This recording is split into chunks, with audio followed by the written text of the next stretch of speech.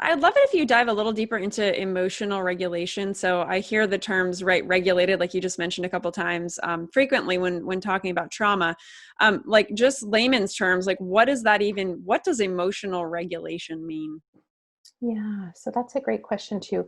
When we talk, and maybe what I will do is actually do a screen share here Yeah, because great. there's a visual that might be a little bit more helpful. Just bear Yes, with take your me for a time. second.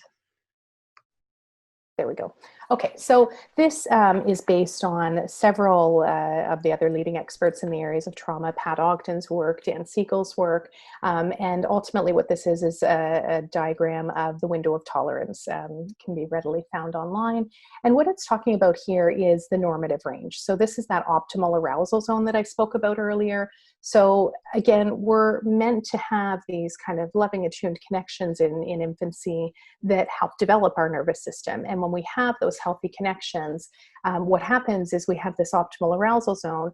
And there may be things that happen in life that, you know, cause us stress and bring us close to the edges. But for the most part, we re-regulate, right? So when a baby cries out, they're crying out because they need something, but then that need is met, so they re-regulate. There may be times in life, even as adults, where, you know, we have tremendous loss or sleep disruption, right? And we come close to these edges of being shut down. But what happens again is we do re-regulate, right? With trauma, like I said, this drastically brings us outside of that window of tolerance. So it disrupts our ability to emotionally regulate in the same way because that window becomes smaller and smaller.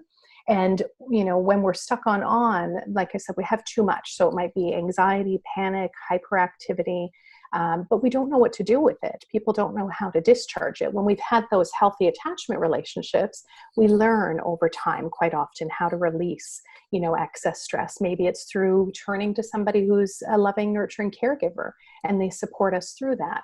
Maybe it's through exercise, right? We get these tools that we learn bring our body to a calmer state. A lot of the clients we work with, unfortunately, really don't know. They know they don't feel okay, but they don't know how to fix it. So what we see is people will gravitate towards drugs, alcohol, cutting, self-harming, high-risk behaviors, right, in attempt to feel better.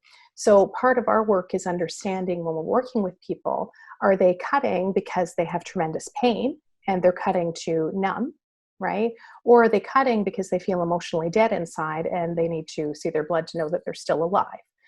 When people are using, if they're stuck on, they're typically gravitating towards a substance that's going to bring that arousal level down. But if they go too far down, they might use a stimulant to level it out. So ultimately what they're doing without even knowing it is trying to bring themselves back into that optimal arousal zone.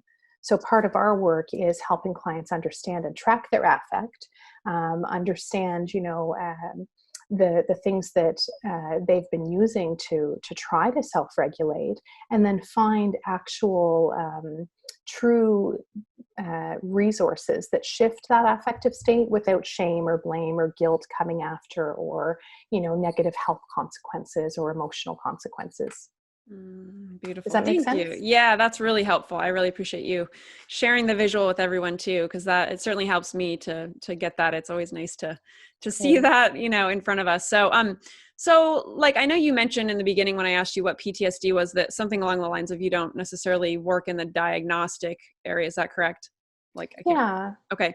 So I was going to ask you, right, can our viewers who, let's say, have been diagnosed with PTSD live a life free of PTSD? And since I know Oh you don't yeah. work in that, or free of trauma, by whatever means, like, do you see that in Yeah. your work?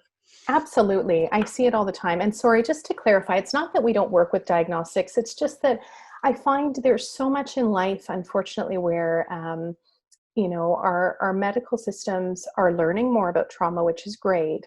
But there's so much that is often misdiagnosed as something like borderline or bipolar, or when we trace back the history, though, what we see is trauma, and these are survival driven adaptations that make perfect sense when we look at the history, right? And, you know, really, of course, they're responding that way because that's how human beings adapt and respond to the circumstances and situations they've experienced. So, Yes, though, is the answer to your question. I see Okay. healing all the time. And, people often ask how I do the work that I do. And that's probably one of the biggest things is we see in as little as 4 sessions, people reducing addictions, drug use, self-harming, suicide ideation, and lasting shifts. The ability, yes, to see clients go through these unfathomable things that no human should ever have to experience.